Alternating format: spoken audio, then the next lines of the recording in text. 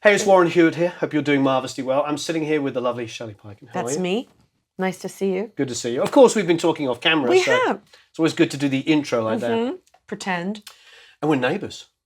We live very close to each other, but our trains never pass. Yeah, it's funny because the Hardly. songs that we've worked on in the last 3 or 4 years, we haven't been in the same room. That's true. So Once. Once. And it was lovely, and we should do it more often. Absolutely. And how convenient.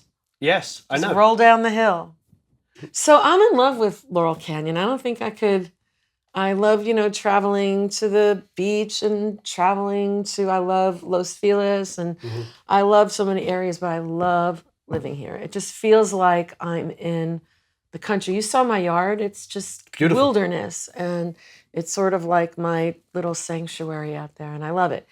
That said, when I go to New York, like I went 2 weeks ago, I put my foot on the pavement and I just think to myself, why on earth did I leave? I just love it. And then I start talking to Adam about that, and he gets all nervous. Like, oh my God, she's going to want to move back.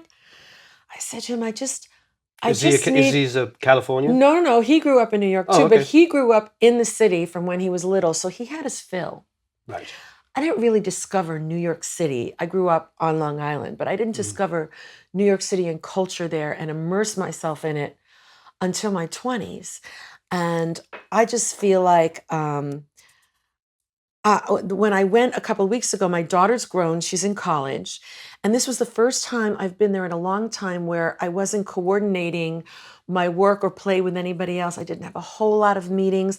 I rented an Airbnb and just assimilated into life on the Upper West Side. And for the first time in so many years, it felt like it did when I was living there in that capacity. And so I was thinking, do I miss New York?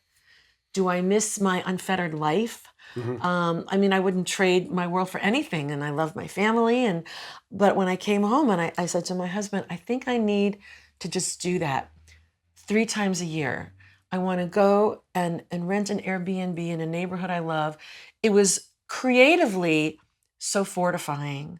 I could indulge in every little creative thought I had. It didn't have to wait. My daughter said something to me.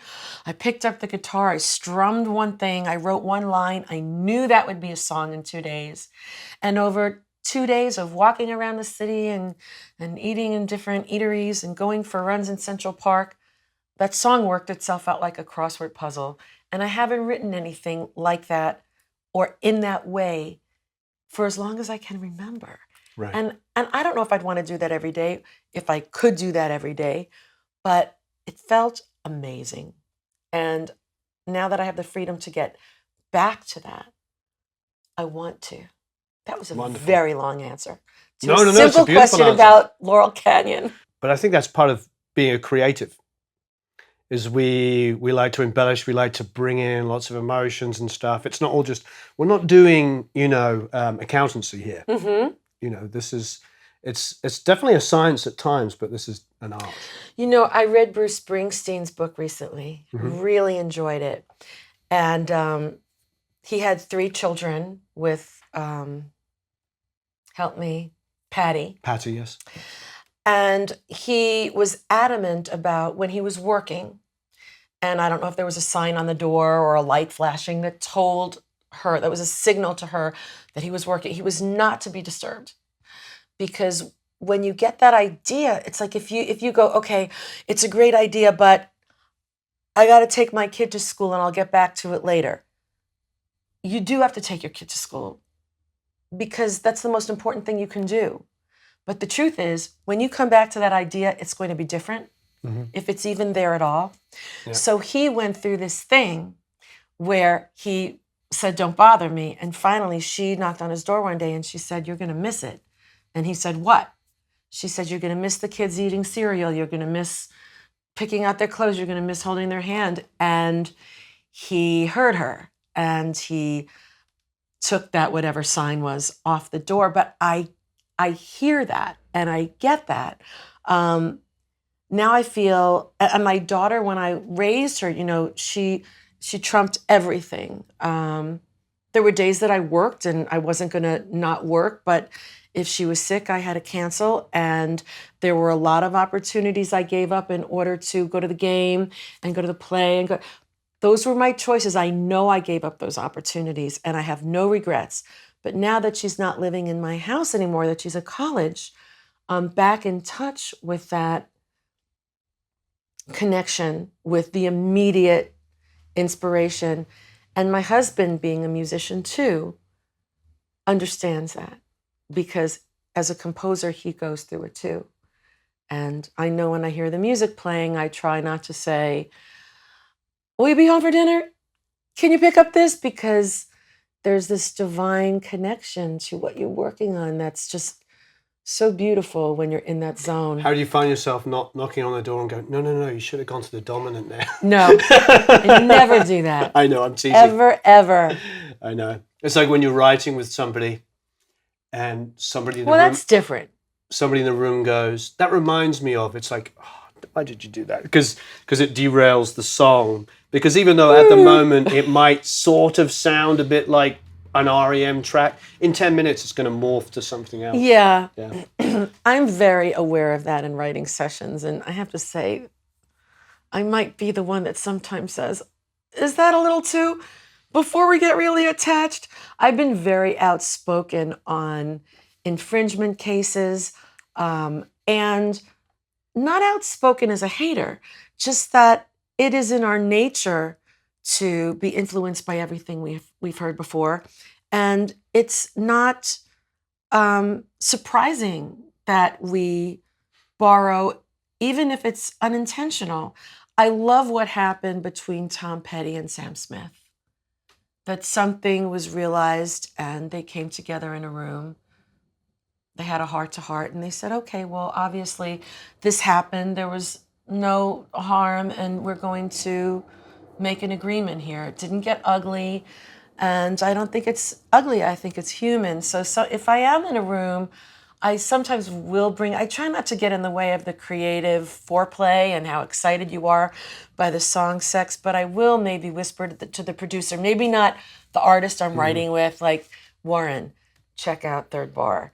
Is it a little, can we make the note go up a little, blah, you know, I don't want to be a... No, I agree. It's about being able to guide as opposed to derail. To finesse. Yeah. But I would like to know a little bit more about your journey, because you've written a lot of amazing songs. Thank you.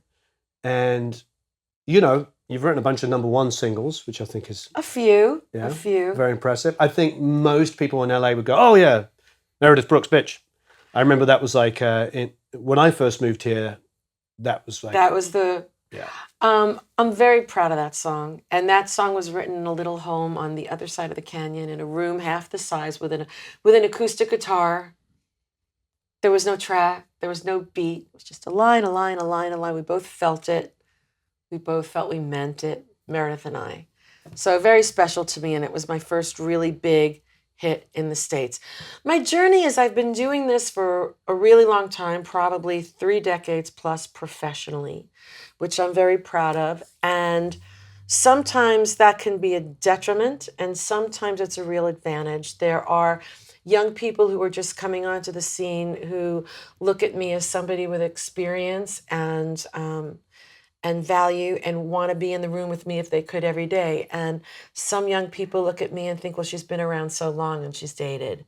So I don't know, a good melody and a good lyric is a good melody and a good lyric. Well, but I think the way pop songs approach lyrics these days, it's sort of a fashion and there's a lot more swagger in it and the vernacular has changed. So I like to find people who have value in my ideas and concepts, who might want to take my idea and put it in a more modern cadence. And I value that. I don't, so technology changed part of my journey, the way we wrote. It wasn't just get together with a musician anymore and pick up a guitar. And it changed the amount of people who could call themselves songwriters. You didn't have to be a musician, you could program, and there's a lot of value in that. I'm not judging, this is just a fact. And songwriting became something where you didn't have to write a whole lyric. You can write a piece of it. It became more of a group sport. There were more people included because there were just so many more of us. And I took a step back a few years ago because I felt this change and I didn't know if I was enjoying myself as much, and I felt myself getting older. And when I started, I was 20 and everyone was 20, and now I'm in my 50s and everybody's still 20. And do I want to be in the room talking about writing a song about going to clubs and touching bodies? And there's a lot of those kind of songs that I love to listen to. I'm just not really good at writing them, and it seemed that that's what it was about. So, but it's interesting. Can I interject? Because if I was a smart A&R guy, first of all, I'm not an A&R guy, but if I was a smart A&R guy, I would want you to be in the room. Because yes, there's an artist that's going to come in with really strong lyrical ideas based on their actual life and experiences. And someone needs to help bake the cake. Exactly. Somebody needs to go, well, yeah, just some of the dumbest stuff. But Warren, there aren't a lot of A&R guys anymore. Most of the people who are A&Ring specific albums. There's so many smart ones. No, well, it's just done differently. I know. It's done by the entourage around the artist, around the Rihanna. And she has her posse and they all get in a room and they put it together. I loved her last album. I did. Love on the Brain. Oh my God, I wish I wrote it. But there aren't active A&R people at labels that are soliciting outside songs like they used to do when I started writing. They wanted material. Now it's like, don't send us anything. Please don't send us anymore. They used to be able, they used to receive maybe 10 songs a week, but now being able to upload something on your computer and send them a link, they're probably getting like 200 songs a day. How can they listen to all that? So they farm it out to the posse and the entourage. That said, a couple of years ago, I had to take a step back and look at what was going on. I sort of go through my life with blinders on. I'm a lefty, I'm a Gemini. I'm thinking with my right brain, not my left. And I just noticed my phone's not ringing as much.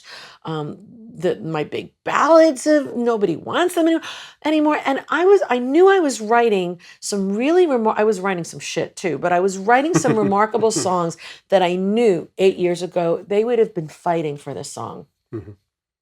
And no one was even calling me back. But then what I realized is friends of mine, colleagues, were playing really remarkable songs to me too. And they weren't getting called back. And I thought, what's going on? So I took a step back for about 2 years and I started writing about it. And I started saying the things that were really scary to say.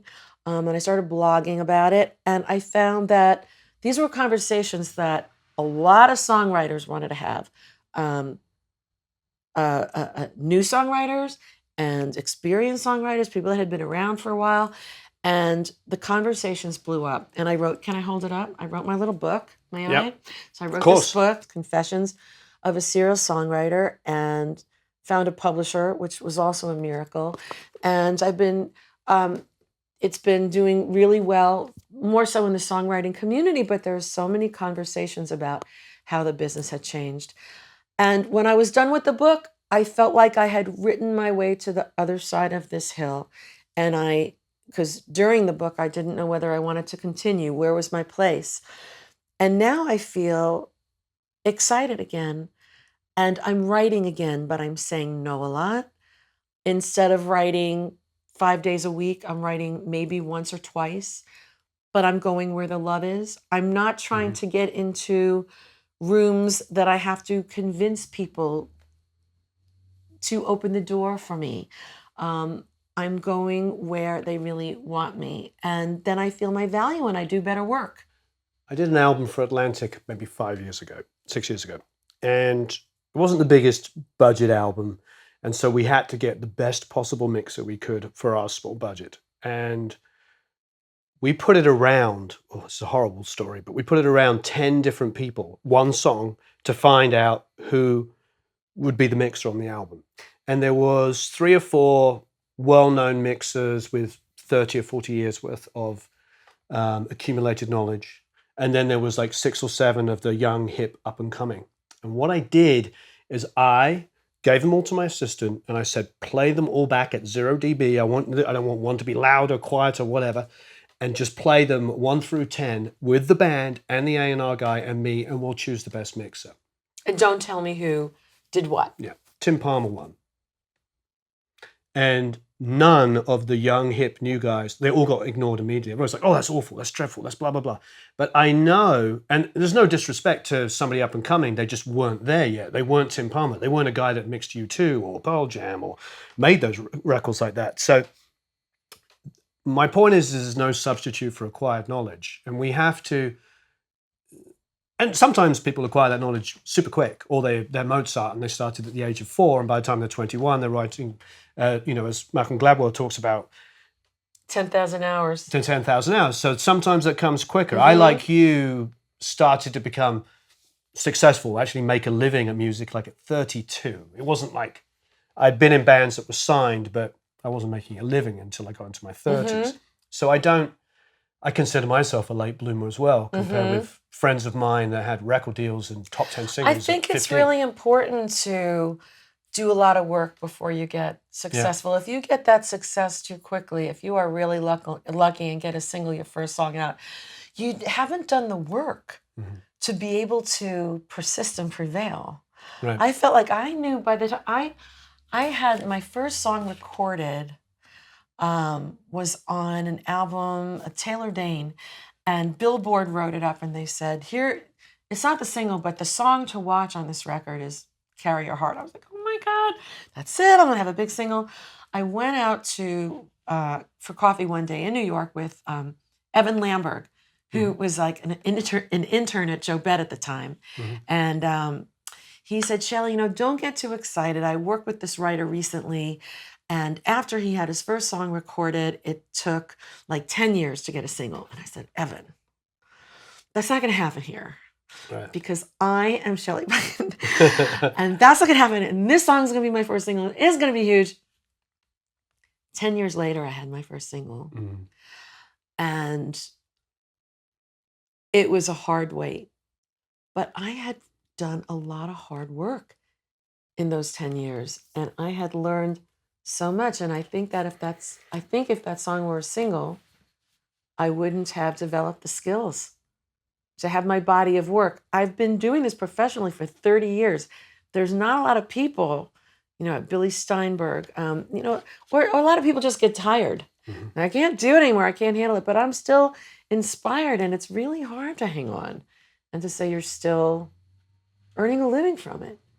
But I think it's all that work. Absolutely. I love the Carole King quote. I'm sure you know it. I wrote 300 songs before I wrote a good one. Yeah. That's Carole King. I read a lot of turds. My friends find me on Facebook and they're like, every song you post is great. And I say, I only post the ones I think are great. You're never going to hear the turds. Right. I'm never going to play them for you. Let's talk about the advocacy work, because that's a big deal. And you got a lot of press with that over the last couple of years. Yes, we did. Deservingly so. Yeah. So what do you think? What is your honest feelings? Because obviously streaming is not going anywhere. And we don't want it to go anywhere. So what do you think is, or you feel is, the solution? I think that work has to be done. We have to write our Congress people. We have to get out there and go to Washington. We've got to shame. We love Google, but Google is part of the issue. They're trying to keep all the licensing rates low, because as long as they can keep licensing rates low, there's more money for them on advertising, on YouTube. This is not a very sexy subject, but no, but it's important to a lot of people. It is important. A lot of people watching, because there's a lot of people up and coming. That's right. That are trying to figure out, should I be doing this and making a living at it? If you have a single, you can still make a windfall from terrestrial radio. That's the radio 95.5. K-Rock, it's the same thing. KISS, you go in your car, you switch on an easy button, and that you can make a lot of money from terrestrial radio. But that is going away, and it's all going to streaming. Even if you have a really big hit, you can make money from terrestrial, but the other half of what you should have made is on streaming. When terrestrial goes away, it's all going to be streaming. So even people who think this doesn't apply to me, I write the hits, are going to be affected. We need to tell our friends and family and people who believe in us, they need to subscribe. You can't do a freemium model. It perpetuates the idea that music has no value. And it perpetuates the idea that their loved ones who love music and want to make music for a living, it doesn't matter. It does matter. So we need to encourage our music-loving friends to at least subscribe to $9.99 a month. We want to get that rate up, but the amount of people who subscribe matter. Last year it doubled, subscribers doubled. There's always going to be people who get it for free. There's always going to be, 13-year-olds that say, I'm just going to go to YouTube and listen to my favorite song. I don't need to hear the album. I don't need to have the full experience. I'm hoping that writers like Beyonce will come back and say, you need to hear my whole album. I'm not about my single. I'm a sum of my parts. And there's a whole beautiful story to be told here that we miss. And the reason why songwriters aren't making the money that they should is because regulation was put on our income in 1941. And we're still going about our business with our hands tied. We're not allowed to go to the courts and say, yes, Your Honor, but when a song is synced or licensed for a film, 50% of that license goes to the record label and 50% goes to the publisher and the songwriter. That seems fair to me. So 50% of a stream, it seems, should go to the record label and 50% to a songwriter. We're not even allowed to bring up that discovery. But from Spotify, for instance, pays out 70% of their profits to the rights holders, and 95% of that 70% goes to the label. 5% goes to the songwriter because the labels had no regulation. And when the streaming companies came up, the record labels said, you need our catalog. So I'm you're sure going to have to give us what we want. Sure. They had to say yes. The group I started, SONA, Songwriters of North America, was Kay Hanley and from Letters to Cleo, and Michelle Lewis, and I went to Dina LaPolte's office and said, what the hell is going on? And Dina said, you've got to form, where have you girls been? And it's not just girls, but at Sure. that point, it was the three of us. And she said, you've got to grow your membership and you've got to sue the Department of Justice. Because the consent decrees that were formed in the 1940s I know Dina, she's the best person to they're get no that. longer relevant. We're living on a different planet now. We're living in a digital world, and those laws are archaic. So we grew our membership, men and women, and we sued the Department of Justice. This seems like old news because this was over a year ago, but it hasn't been sorted out yet. We've been put on the back burner, and it still has yet to unfold. So it's still relevant and it's still alive. But we didn't sleep that night. We were so nervous about what we did. But the next morning we woke up and we were in the New York Times, we were in Billboard, we were in Rolling Stone, we were in the Boston Globe, and we were taken very seriously. And this past April, 300 people came to the summit, the third summit at the Village Recorder. Thank you very much, Village. And we're growing, what is it called? A movement. And I think we're being taken seriously. We're trying not to hate, but we are shaming people, organizations, platforms that need to be shamed, and we need their support. And I think Spotify wants to do the right thing. I think they signed off on how much they were going to pay the labels before they realized Sure. how the creator was going to suffer. But they signed on the dotted line.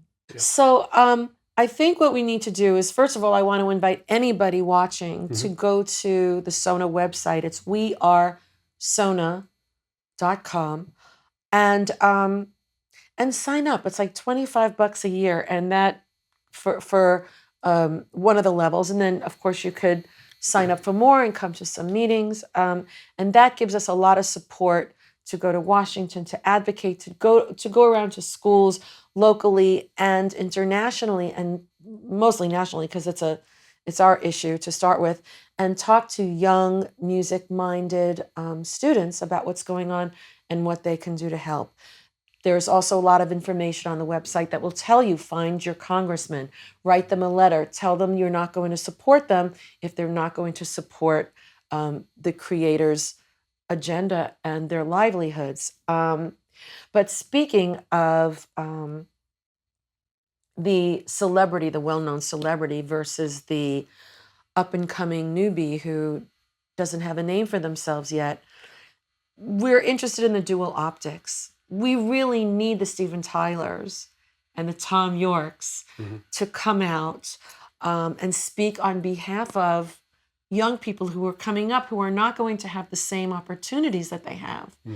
And then we need the newbies whose name nobody knows, who can go up in front of a congressman and play a moving song and say, this song is never going to see the light of day because I'm not going to be able to support myself long enough to have the song be in the face of anybody where That's it's a going to beautiful count. image. I love that. So we need everybody. There's always going to be somebody that says, oh, but Steven Tyler, he already drives 1 million cars and lives in a mansion on the hill.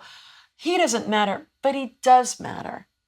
Or somebody will say, I'm not inspired by this kid whose name I don't know, but they do matter. And then there's the middle class that are fading away very quickly because the middle class used to be able to make a living on album cuts that nobody knew. When records sold, if you were on an album that sold 1 million records and your song was never heard, but somebody bought that whole disc and enjoyed the whole thing, you were going to earn 9 cents on your song.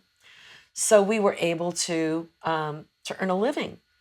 But albums are going away. So the whole middle class is getting lost in the streaming era, which is why we need to make the rates go up and make artists bring entire albums back again.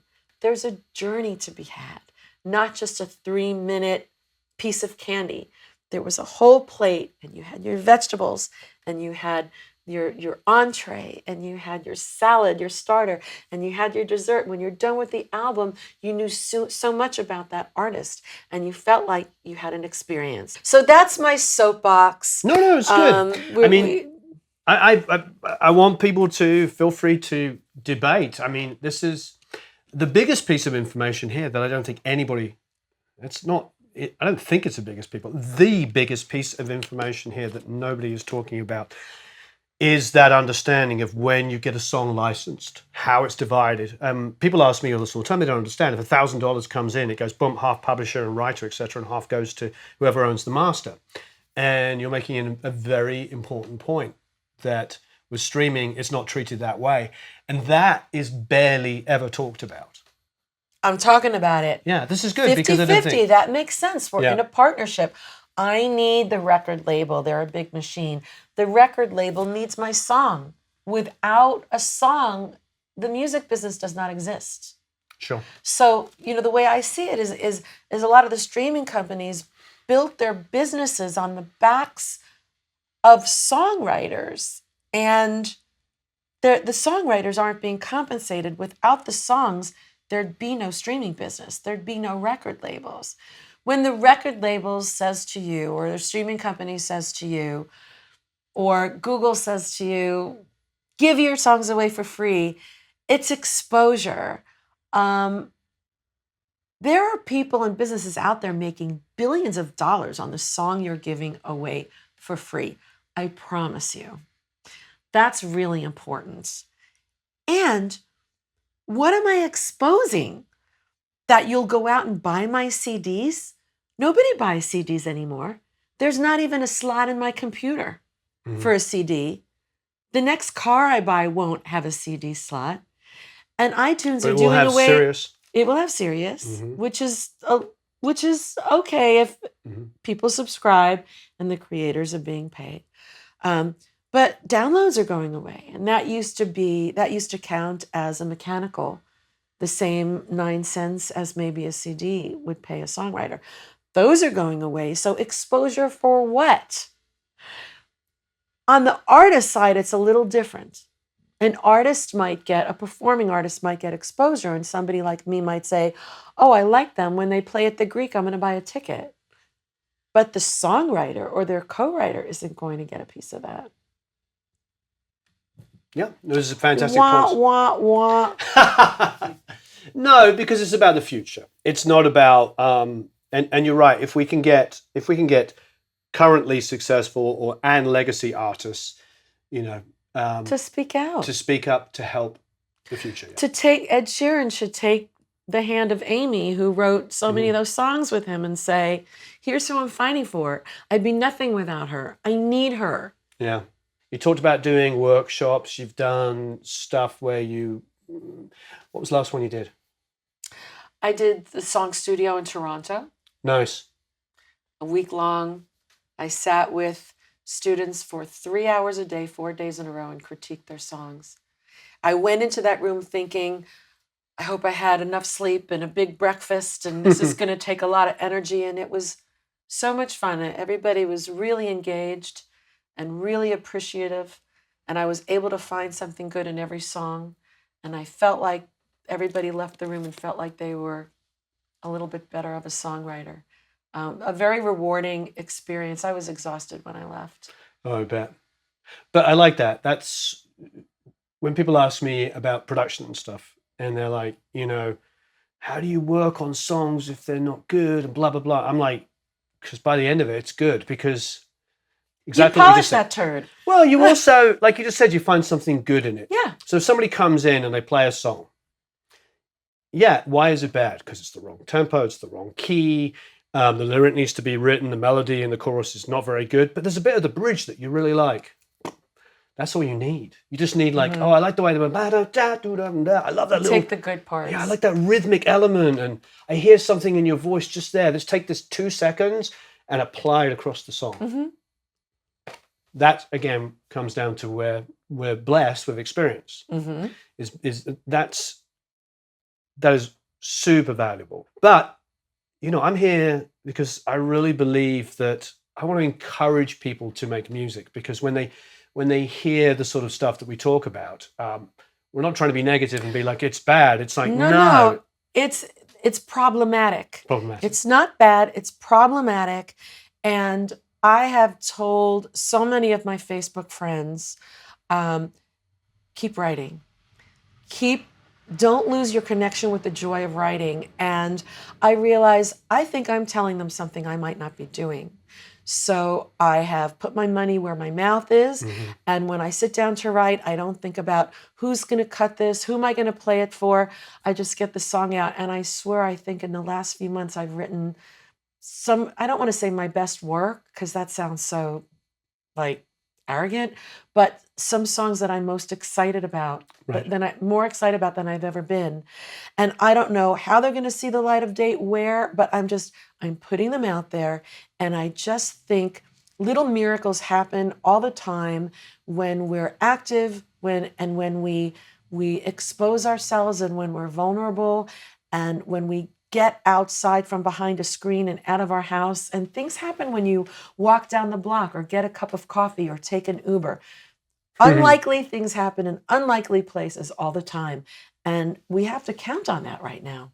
What is sort of your favorite songs? What is something that you hold so dear outside of that, whether it be Christina Aguilera, massive smash hit? What is something that you just you still listen to it to this day and think, I'm so glad I wrote that?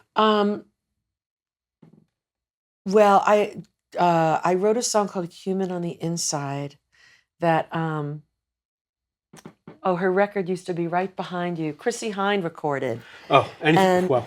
And most of the songs I've written that I'm really excited about came from something somebody said and it made me feel a certain way. Mm-hmm. And I went off and wrote something. It wasn't calculated. And I also love that she recorded the song because I respected her so much as a writer. Mm. And she didn't say, I want a piece of that. Mm. She recorded it as is. That meant the world to me. Bitch was something that I felt strongly about. It was as part my story as it was Meredith's. And Almost Doesn't Count, which I wrote with Guy Roche, was probably my 100th song about the same guy who broke my heart. So real stuff. More recently, Jessie J and Toby Gadd and I wrote Who You Are. She sang the vocal right in this room. Beautiful. And when the record was done, I said, I think that's the same vocal. And I hear the same schmutz in the background. I'm really proud of that. I think that was more from her gut that day. And I was She has an incredible voice. Incredible voice, and I think she has a lot to say.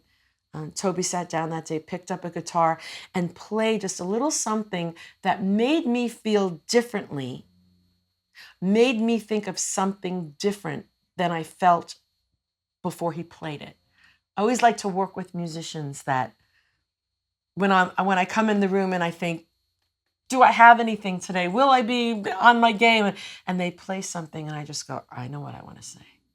I'm going to go back to the Chrissie Hynde though. I mean, first time I heard the Pretenders' first record, I was like, wow. It's interesting because like she's not classically beautiful, but I was totally in love with her at the end. Yeah. After I heard the record, I'm looking at her going, you're the most beautiful. You know? Yeah. Her latest album too, Yeah. the one with the dark sunglasses is I mean, I love her. And I went to see her play shortly after that album came out that I was on. And there were like tens of thousands of people in the audience. And she came out and she said, my friend Shelly Peiken wrote this song. And I thought, you're like, for I made reals? it. I made Are it. you This kidding? is it. Life is complete. She's giving me cred. I mean, she didn't write it. She didn't have to write it. And she's announcing she didn't write it. I was just like, yeah. She's my goddess. Yeah. No, I mean, she outdudes any dude. I mean, she's at a time, especially in England, because she came up and there's something so special about those first two records, the players that she chose. I mean, James Honeyman Scott only did those two albums before he died, but what a guitar player. I mean, in England, I mean, probably the Smiths wouldn't be the Smiths without listening to the way he played guitar like 3 years before their first album. And just that whole sound, the fact that you could have a guy that was kind of listening to jazz and country with a lot of Chet Atkins thrown in there, the picking style, was just so unique for its time. When then throw her attitude on top. The song I wrote with her, the song that she recorded of mine, I wrote with Mark McEntee of the Divinyls. Oh, wow. He came to town and I was just like a big, big fan. Sure. I mean, I can't think of the number of times I danced to, like, I touched myself in my New York City apartment in my underwear. I made my first record in LA with Don Smith, who had mixed that song, and it was just a hit when I first moved here. So people, and this is a good point, and to bring up to songwriters and stuff, people send me music all the time, and they ask me this question all the time. It's like, I've written all these songs and I'd love to get them placed with artists. And I always come back with two responses. The first response is... Are you kidding? Yeah. Well, first of all, I come back and you know what I'm going to say. If you want to get a song cut by an artist, they've really got to be in the room. That's 99% of the time. It's like, if you had Rihanna in the room and you wrote a song, you're 50% there. Yeah, exactly. So that's number one. So if you can, and even if you're working with independent or just give them a piece. Artists, yeah. Well, it's that's a whole not pretty, other discussion. but just give them a piece. Yeah. I'm not saying you should. I'm just saying it's an option. Okay, I won't say which record it is, but I'll ask you off camera about anyway.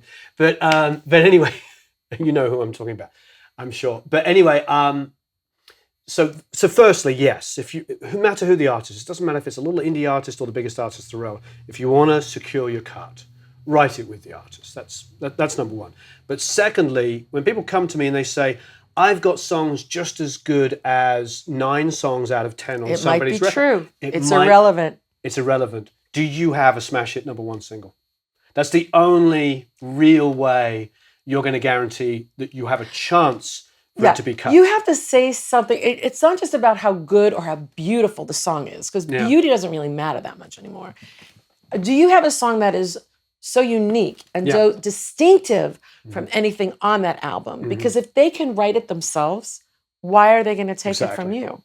So it's got to be just so left of center or so different in some way that they have to have it. Sure, and these days it's tough because I don't think there's much that's coming out that fulfills that, and I don't want to sound like the old guy, but country's a little different. Country's a little different, but with pop, I always say to people, did you just write Royals?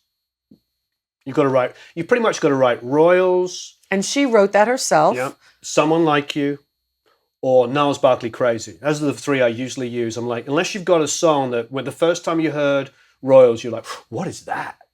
I mean, that's literally a kick, a snare, and a tiny bass Yes. line, and an amazing lyric. An amazing idea. And I Yeah. think that if you wrote that and pitched it as an outside writer, you might get it cut.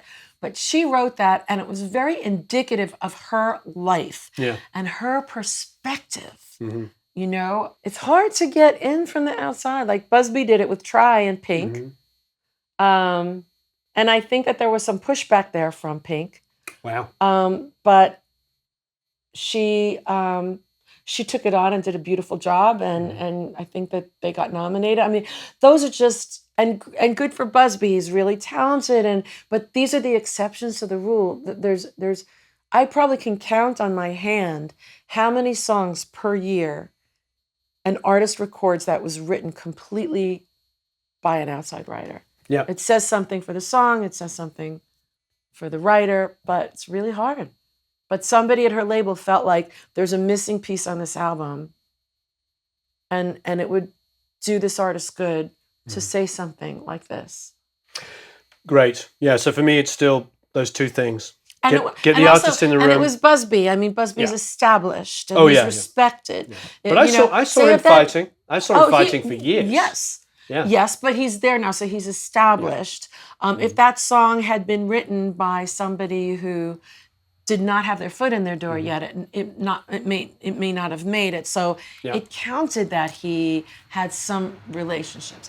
But all the stars had to collide. He had to have the relationship. His foot was in the door. He was established. He produced it. He was a good writer. The song was good. I mean, I think all the stars had to collide. Yeah, I watched Busby come up, and the other one that I watched come up was Ryan. Cheddar. Yeah. I used to work with him on his house in Hollywood. I used to cut vocals for demos for him. He used to have this cat that would bite my toes. I'd go there and work with him in the summer. That's what I remember about Ryan.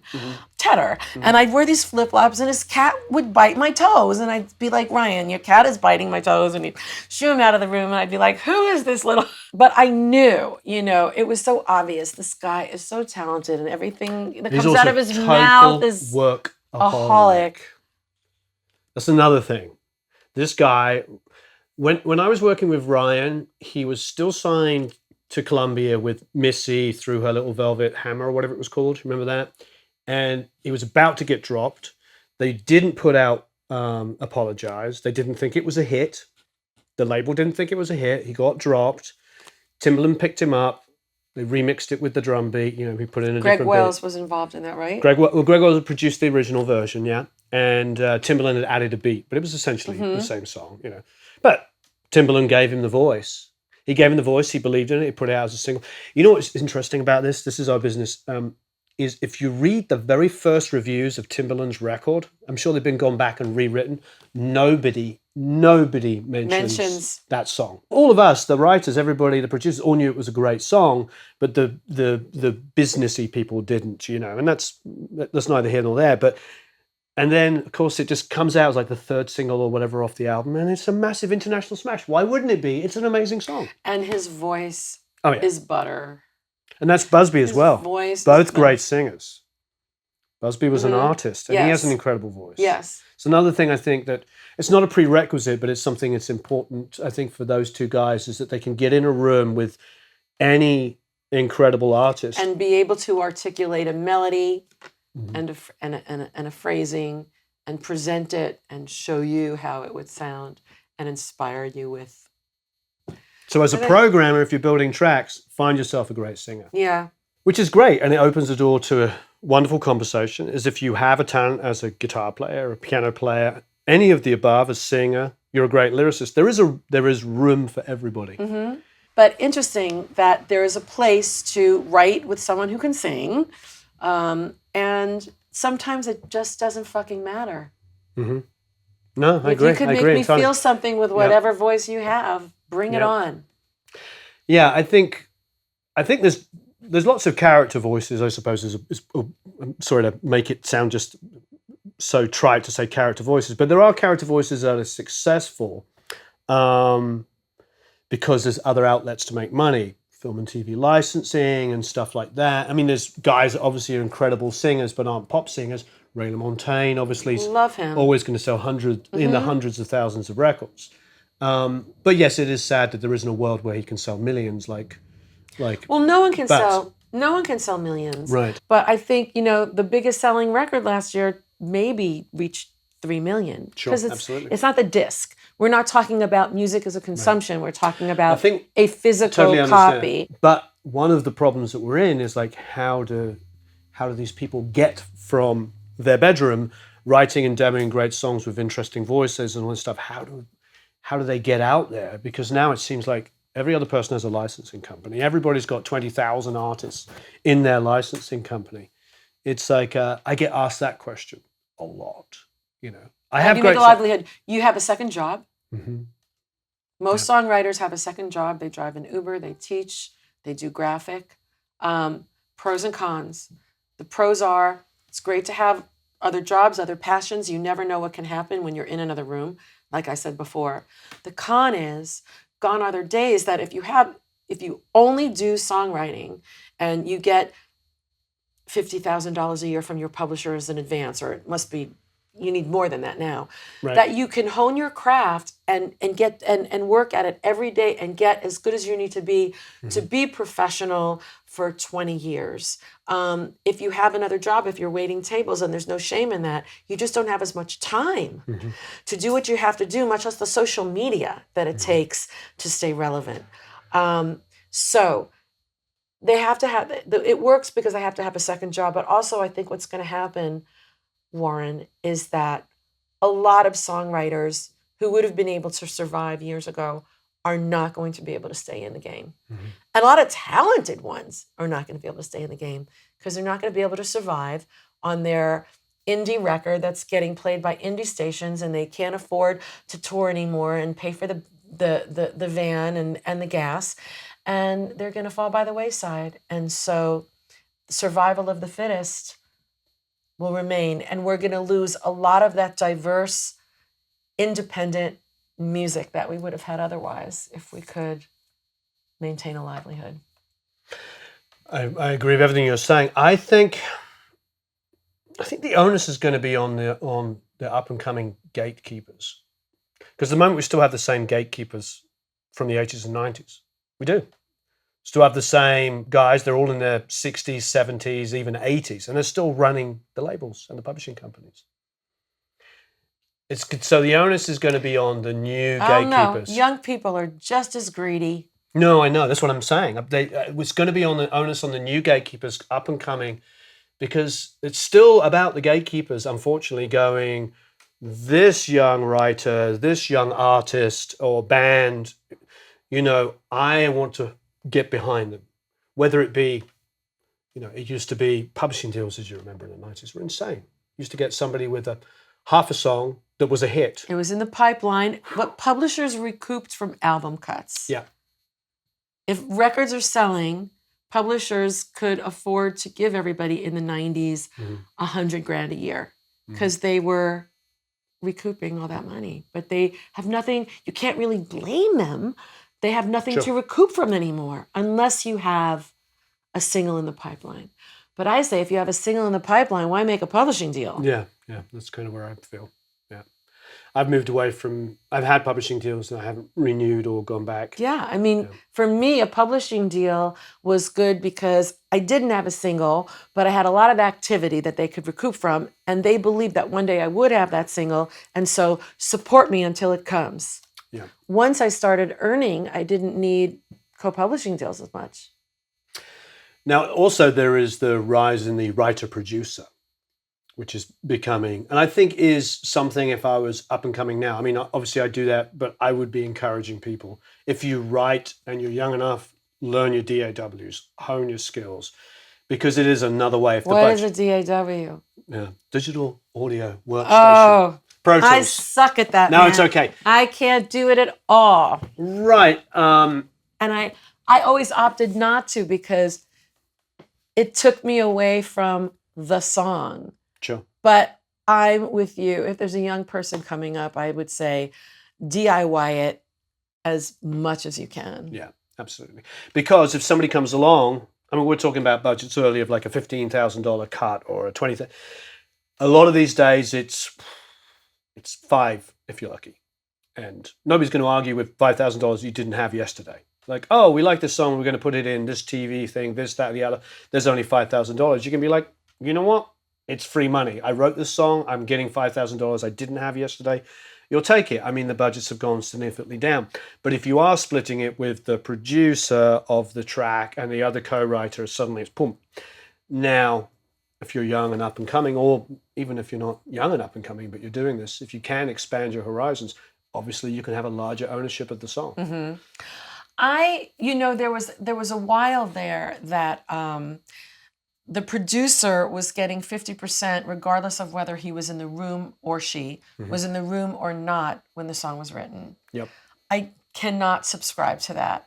A song is a song. A hit record is a different thing. I think that came about because when I was coming up, third-party producers were hired to produce my song, and they were paid substantially, so they didn't have to be part of the copyright. Sure. I said, okay, you give me $20,000 for this, I'll do it in a week. That's cool. I'm not going to hit the co-writer up for a third of the song or half of the song because I'm making enough money. But third-party producers aren't being paid that kind of money anymore. So now they're jumping in on the publishing. That said, if I'm in the room with a producer who's playing something musically, who's influencing me to say this or say that or sing that, they're part of the songwriting process. Even if they never say a word, they're doing the music. Part of the music is the melody as well, but it's all holistic. But I was really pushing back on the days that the song was all written and demoed, and then a producer would come in. You have to really make an excellent case for me to say, okay, you're bringing a third party in after the fact. Generally, that's the way I operate. There was also a time a few years ago where publishers would send you 10 tracks by one of their producers or programmers. And they would send that track unbeknownst to you to 20 people. And let's say 20 top liners, I could get into that, I don't like that word either, but 20 top liners, AKA lyricists, would write to those tracks. And everybody thought they were the only ones writing to it. And at the end of the day, that programmer would listen to everything, pick what they liked, and send everybody home. Well, what about all that work I did? And then let's say sometimes I would take my lyric, put it to somebody else's track, get a record, and that original producer would come back and say, hey, you wrote that to my song. I'm sorry. You wanted a divorce. You don't get my stuff if I go and marry somebody else. It was your choice. So things got really ugly and things got really complicated. I really feel that those days are dying down. Sure. That publishers and producers started to see the light on how undignified that was, and they stopped. A lot of them still want pieces of the copyright, but that track flinging, maybe I stopped seeing it happen because I started saying, no, I won't do that anymore, so people don't send them to me. It still goes on. It still goes on. It's just bad. When producers get to a certain level of success, they may have a whole bunch of tracks that never got cut. So I saw that in the last couple of years, and then suddenly those tracks re-emerge. And so those 40 songs that never got cut get sent back out to see if they can improve upon. Oh, God, it's like recycling. Well, speaking of our beloved Ryan, he got in trouble because a few of the same well-known artists wrote to the same track. Right. Recorded and released the songs, and everybody started saying, those sound a lot alike. And there was a reason why. Right. Yeah. Well, it happens with Ryan because he's so prolific and crazy busy. He probably really honestly didn't realize. Didn't even think about it. Yeah, didn't even realize. Just because I imagine, I don't know how many songs he's working on a day, but it used to be 3 to 4 to 5 a day. He would just be like, open up a track and be working on this one. And I remember even like early massive success for him in the first couple of years after Apologize came out.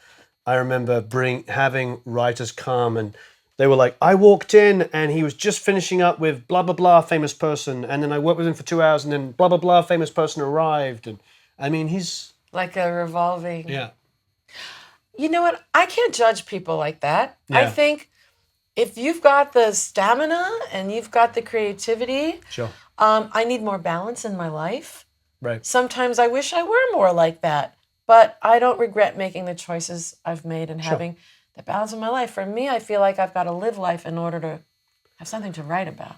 Yeah, and there's no formula, is there? Because you listen to Working Class Hero, and you're like, there's no. I mean, he may have written that in 2 minutes, or he may have spent.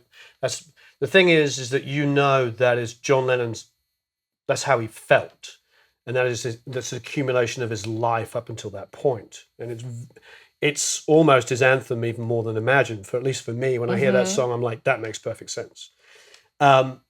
It's funny that you say that, and I have My to point bring is you don't write that song over a track. No. My blog today But that doesn't mean that a song written over a track can't also be absolutely amazing. Right. Because Crazy is essentially right. a sample that they took, or Porter said, Porterhead's great, dum, dum, with my bow. And I mean, that's one of my favorite songs, especially of that period, one of the greatest songs of the early 90s. But it's essentially a sample that they looped and wrote over. Right. So there's no rule. There's no rule. There's no rule.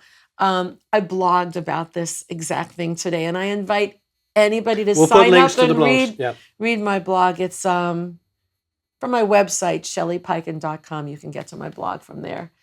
Write about a lot of fun stuff, and that's one of the things. And I invite conversations. Talk about Working Class Hero. I wrote this book, and then I did an audiobook of it over the last 6 months, which was wonderful. Which was so much fun. I thought, I'm just gonna fire up a mic and read. It was a big learning experience because I learned but talking makes you tired. Yeah. You can only do 2-hour sessions, no more than that. You got to drink a lot of water. You got to put stuff on your lips. So it was a very fun experience. And then somebody said, why don't you submit it to the Grammys? And I said, it's not a song. And they said, yeah, but you can submit it for spoken word. And I thought, what a great idea. That is a great idea. So I hadn't thought of that. My girlfriend Brendan calls me a girl with goals. So that's what I'm doing. I just submitted it into the Grammys, and Working Class Hero reminds me of why I think it should have one of the 5 spots. I'm going to be competing with the Bruce Springsteens, who everybody knows and has a wonderful story, and I loved his book too, and the Hillary Clintons, and the Carly Simons, and all these well-known people who have told their story and narrated their stories in a book. But I feel like, what about the working class unsung hero who's been pounding the pavement and survived 30 years of songwriting to secure one of those little spaces out of 5? Well, but it's music related. In a music related show. Like, you don't know my name, but consider this. I'm telling the story of a songwriter who doesn't get paid what they're worth right now, who I consider myself middle class at the point of my life I am now, who have kissed asses and have, sold out sometimes and not others. Every story I tell in my book has a similar story that any other songwriter could tell. So that's my plug. If you're a voting member, consider that I am. that my story sees the light of day, because it's everybody's story. And that's been a fun thing, really fun thing for me. Okay, so we're going to do a giveaway. Okay. Of your book. Okay. Lead the way. I don't know what you're going to do, but lead the way. Well, I'm going to get you to give us 5 of these. Okay. And you're going to sign them. All right. And anybody's watched the channel, which I'm sure they have, they know what to do. You're going to go and you're going to sign up on the email list. You're going to do a whole bunch of actions. And each time you do an action, you get more raffle tickets and you increase the likelihood of winning it. Whatever he says. What he said. And also, of course, there's going to be links for the audiobook. There'll be links to, most importantly, your blog. Awesome. I'm on your blog. I've been getting it for, I don't know. That's why we're here today. You got a blog last week and you said, we need to talk. Yeah, I like to do things. I like to be like, do it immediately. Yeah. So you know what to do. Please go ahead, click the link below. This is a beautiful book. Shelley's amazing, obviously. And of course, leave a whole bunch of comments and questions below. Yeah. I converse. Oh, okay. Yeah. Well, I then, respond. okay, well, then you I like might it. well be responding. Yeah. Well, Thank you. Thanks, Warren. thank you ever so much. Marvellous. Thank you all for having me. Have a marvellous time recording and mixing, and we'll speak to you all again soon.